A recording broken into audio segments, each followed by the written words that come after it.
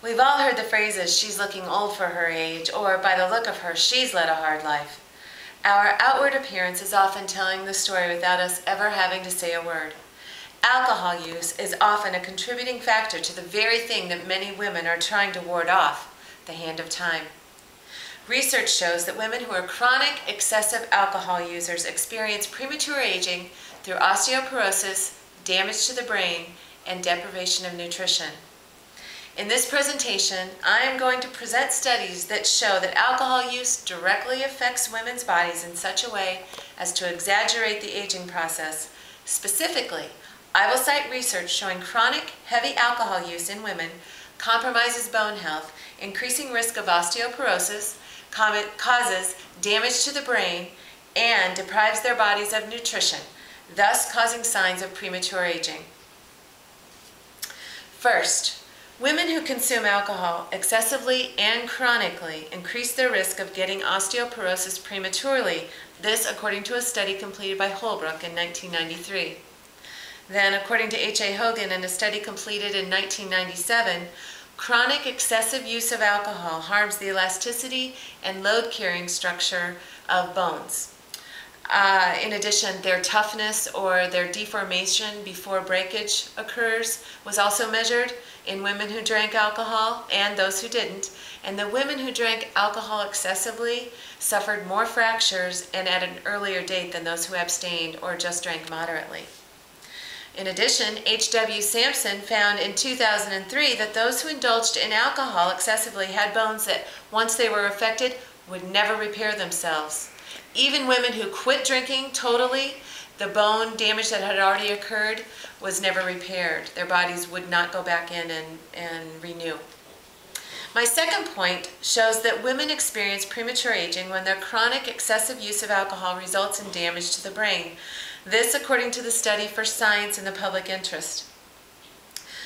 The same study that the Center for Science in the Public Interest shows that when impairment is evident outwardly, the damage has already occurred inwardly. And by outward damage, I mean things such as lack of balance or confusion, or we may hear the person who's drinking slur their speech.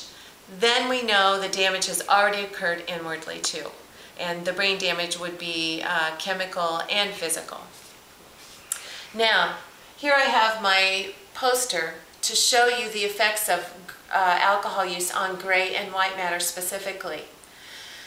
As a matter of point, Oscar Berman in one study proved a correlation that showed between accelerated aging and the shrinking brain matter. And I used his study, but I also applied Karen Yancey's research along with a variety of other research, but hers specifically showed the amount of gray and white matter and the decline in it as compared to how many drinks per week. And she also showed the female and the male ratios. So here's what I've gathered for you. I've got the green bars here representing the gray matter of females and the white matter of females, I should say. And then the red bars signify the male gray matter and male white matter.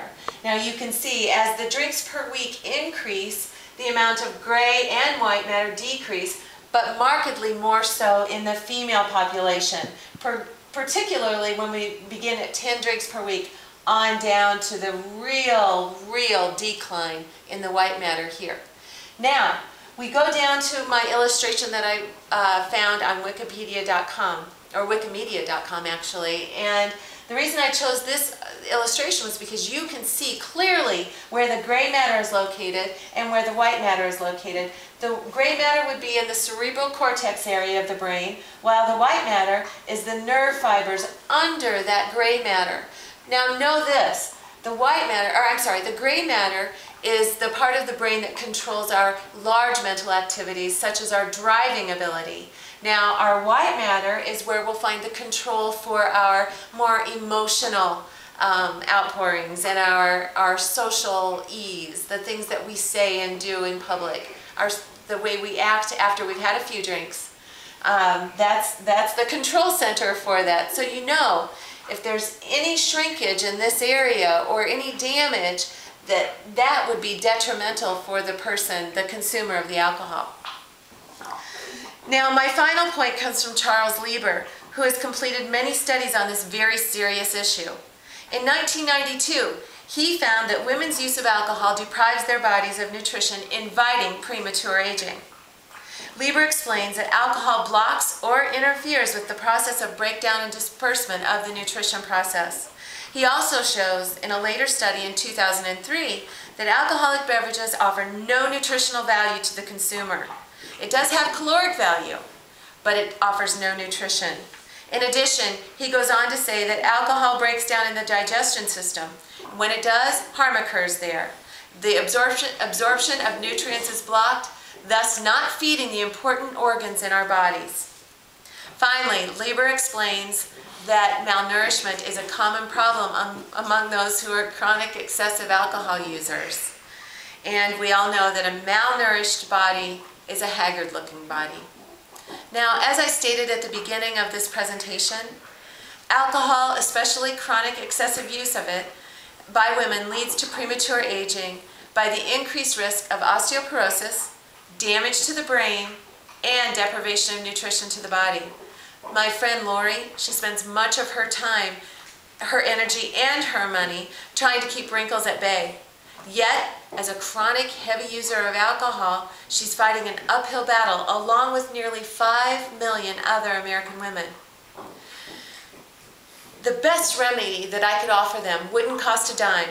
It's simply abstaining from alcohol.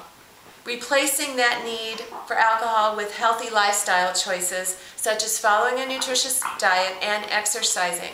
Now that would be the best remedy that I could offer.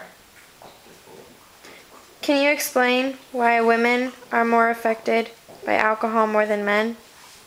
Well, one study by Epstein, Fisher, Elber, and Aloteba, explains that women reach greater blood alcohol levels because they have less water in their bodies, less muscle tissue, and also less of a very important gut enzyme that helps break down alcohol in the liver.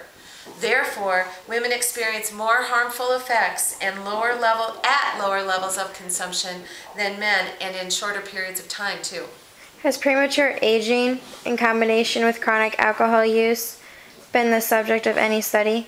Yes, absolutely. Cermak in 1990, he found the premature aging theory. This theory shows, in effect, that the chronic use of alcohol causes brain shrinkage throughout the entire brain.